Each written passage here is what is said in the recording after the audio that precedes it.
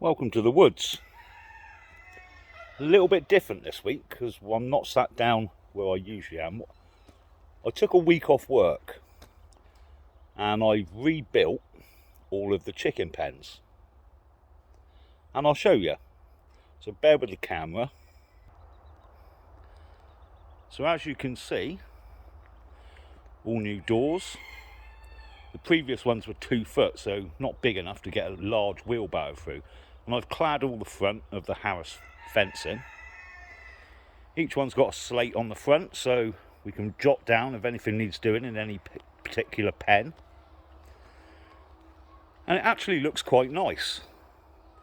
That cladding's hid all of the harass at the front. And I've still got another load of it over there, which is for the roofs. So I had to strip all the old roofs off. And then I had to cut all the timber to size, make the gates, fit it all on, all new bolts. But it looks good. I'm quite happy with it.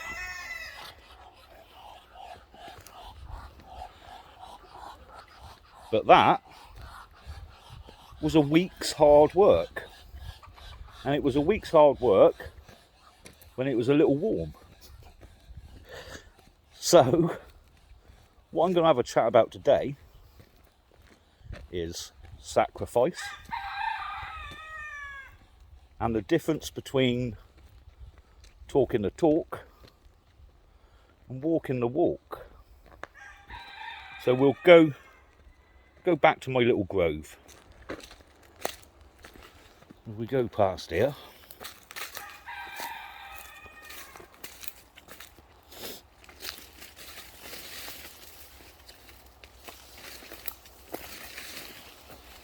here we go, and this is where I usually sit. There's the old red cedar, and there's an old wood burning stove, a little bit of a table, a little bit of a tackle box,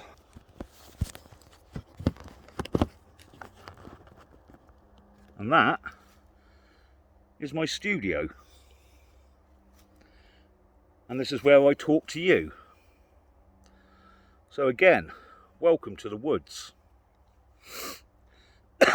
Now I realise that a load of chicken pens isn't something anyone's particularly interested in.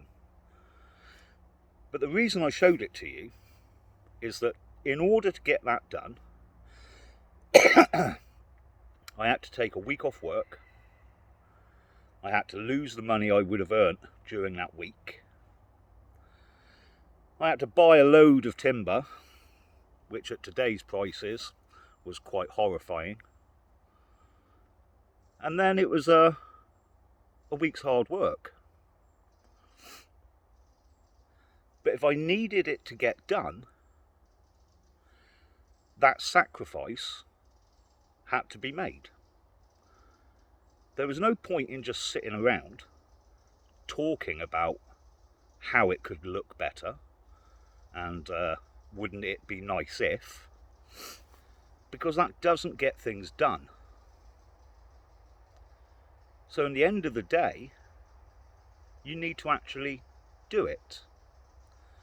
You need to actually get off your arse. And I say this because in the coming years, I don't actually think it's going to be that many. I think things are probably going to kick off towards the end of this year. And I've touched on why. With the next increase in home energy bills, which most people won't be able to afford. And when that bill comes in, early part of next year,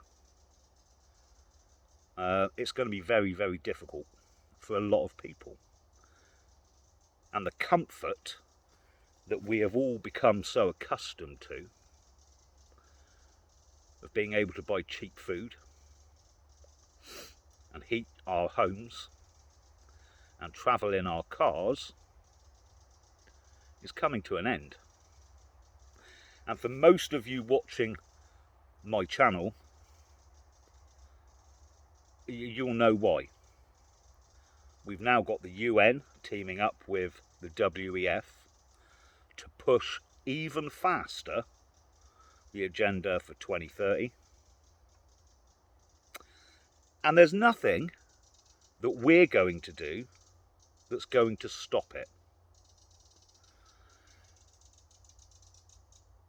So we need to get our house in order now. And it's really easy to spend day or night, or day and night, listening to the facts and figures from different content creators about what's going to happen, what's the worst case scenario, what's even the best case scenario, and do nothing about it. And that's what most people are going to do. Sadly, most people are going to reach a level of understanding about how difficult it's going to get and how horrific it could be, and do nothing about it. Because that's human nature.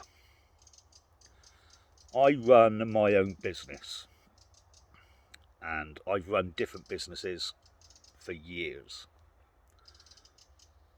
And I've met some very, very successful people. And I always ask them, what would you say was the key to being successful?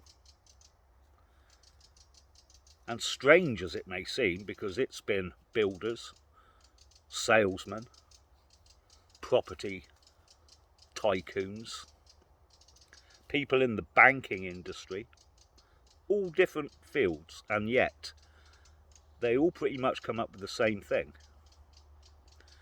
And that is, the key to success is doing what other people aren't willing to do. And anybody sat out there who has their own business will completely understand that. When they first started their business, they probably put in far more hours than they would have at their previous job, and for far less money. And that doesn't sound sensible, to work more hours for less money. Why wouldn't they just quit and go back to their job? Well, the reason they were willing to do what most people wouldn't, which is working longer hours for less money, is because they had something to aim at. They knew that if they put the time in now and made the sacrifice, then the reward at the end of it would be worth it. And they had confidence that they could reach that end goal. There's no point having a goal if you're convinced you'll never get there, because you won't try. And I was shown something years ago. A chap who was in sales, actually, and he was telling me the difference between people. And he said that most people have what's known as a slave mentality, which is they're quite happy to get up in the morning, go to work, do 8 hours, and to do that for 5 or 6 days a week. And at the end of that week, they want a fair pay for it. So they're paid their £300 and they're happy.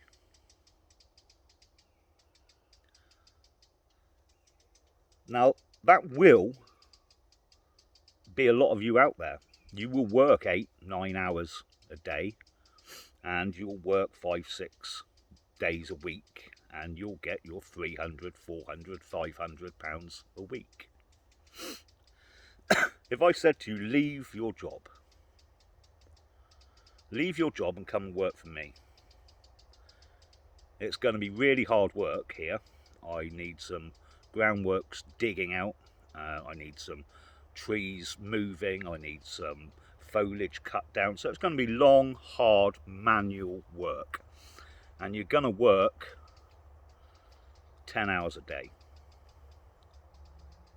and at the end of the week I'll give you 2p. There isn't one of you out there that will take me up on that.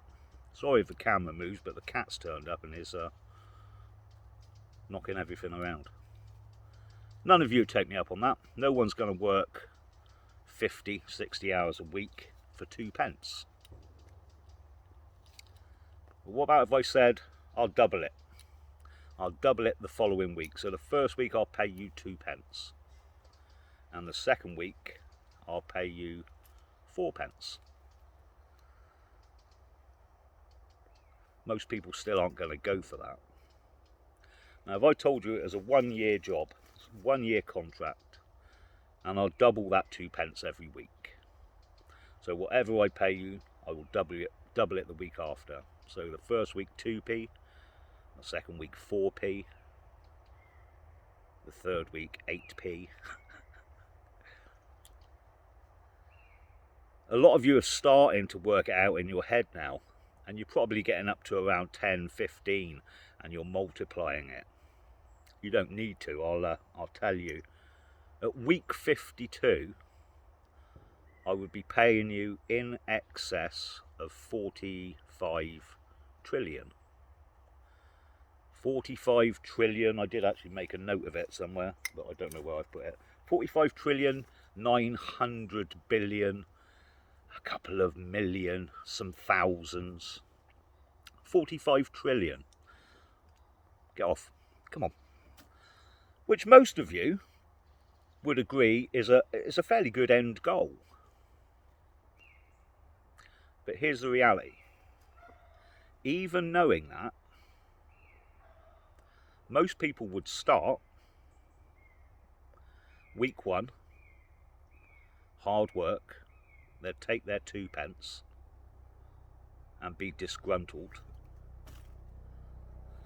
But they can remember that 45 trillion. Week 2, it's getting really hard now. And at the end of it, they get their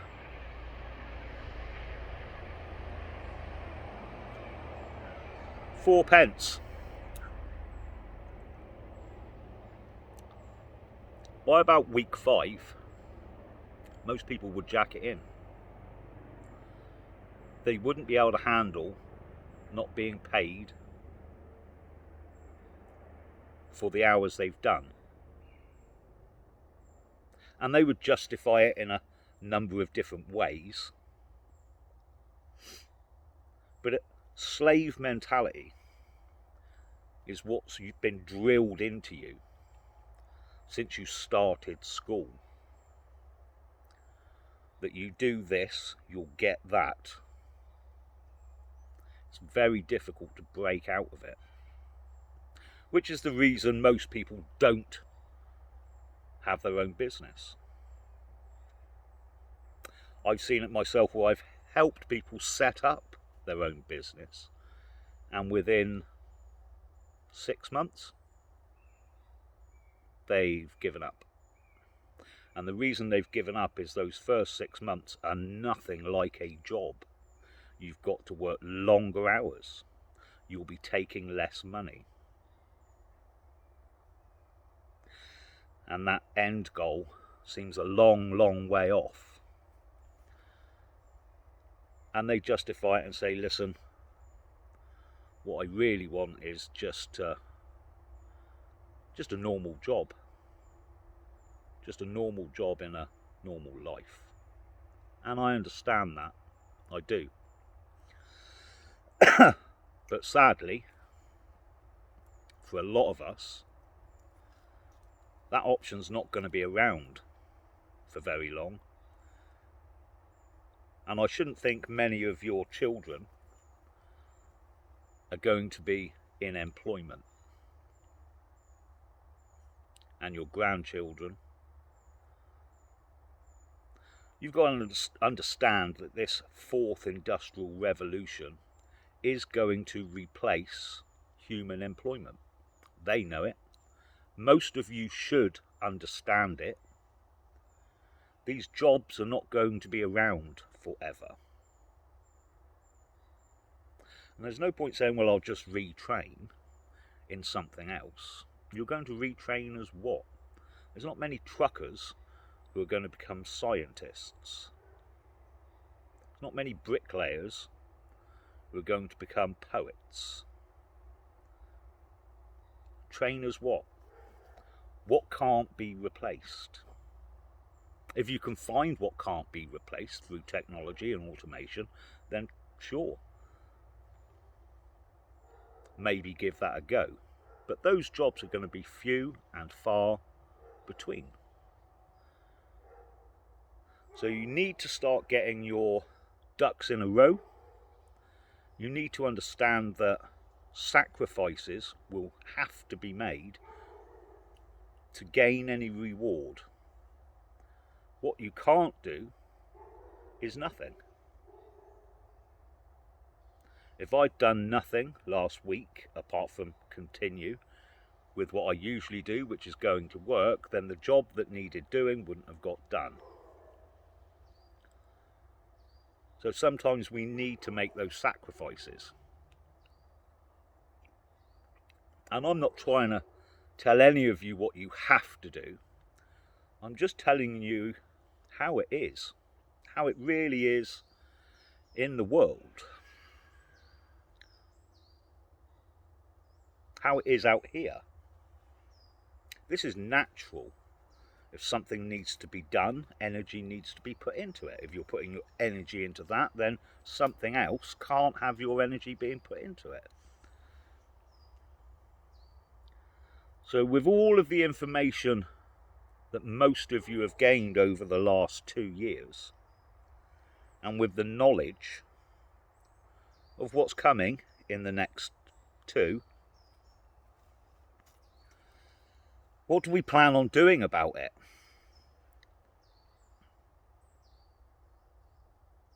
It's an important question,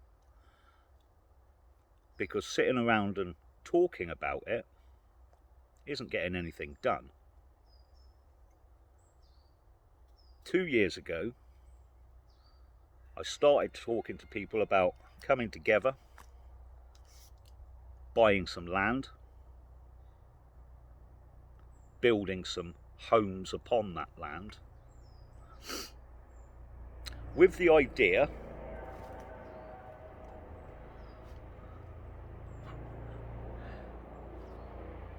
that a community could start. And if we can get one going, we could duplicate that throughout the country. So a lot of research went into it. Would it be possible? Would we have to apply for planning? Could we circumnavigate the planning? And we found a way. We found a way to do it. But as is always the case, there's been a lot of talk, and a lot of people get excited, and then no one really wants to make the sacrifice for one reason or another. Either the land's too far away, or it's just a little bit more expensive than they thought, or they still want to do it, but maybe next month.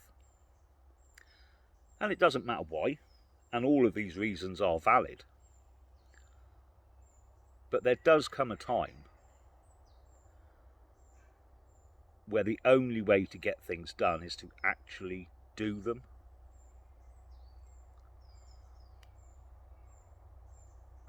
So my question to all of you, once again, with all of the knowledge that you've gained over the last 2 years, how do you plan on getting through the next 2? Because it is going to become increasingly difficult. Prices are going to continue to rise.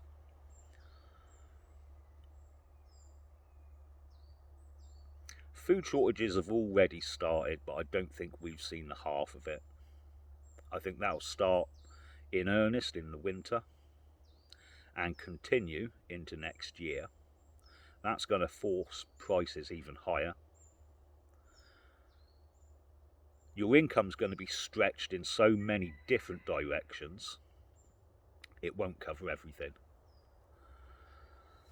If the Bank of England put up interest rates, which realistically is the only way they're going to be able to keep inflation at a level that's manageable, anyone with a mortgage is going to be severely hit. And we saw this in the 80s with thousands upon thousands of people having their homes repossessed. So don't be under any illusion that they won't take your home. They will. And with no home, it's difficult to continue working. A lot of people in the 1980s, when they lost their houses, lost their jobs as well. And all of this is just on the horizon. And I walk around town and I speak to different people, and no one seems to quite grasp how fast this can turn really bad. Really bad. I'm going to leave you with a little bit of advice. If any of you have got money in a savings account, I would suggest, or if you're like me, you've got a few quid in a box, putting that money into something that's going to be worth something. Because as inflation increases, that cash is worth less and less each day, and can, in hyperinflation, be worthless rapidly. So your few thousand that you have stashed away will be worth nothing as prices increase and money is devalued. So I would suggest investing it in silver, gold, or land. These are hard, tangible assets that can always be resold later. I'm trying to come up with a few solutions. The land purchase scheme is still up and running. We're looking for 3 people. 3 people that would like to get involved.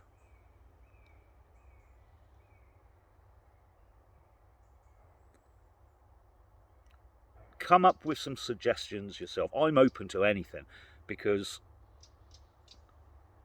we need to start talking solutions, and we need to start doing something, and we need to be aware that no matter what we do, it's going to involve some sacrifice. So throw me your suggestions. Let's see what we've got, and let's see how we get through these next 2 years, how we come through the other end stronger, how we don't come through crippled, bankrupt, homeless, unemployed. Because all of those scenarios are very, very likely if we do nothing. Don't mean for this to be a black pill. What I mean to do is be honest with you, be realistic, and to explain that we need to stop talking and start doing. Alright, I'll speak to you soon, people. I'm off to buy some silver.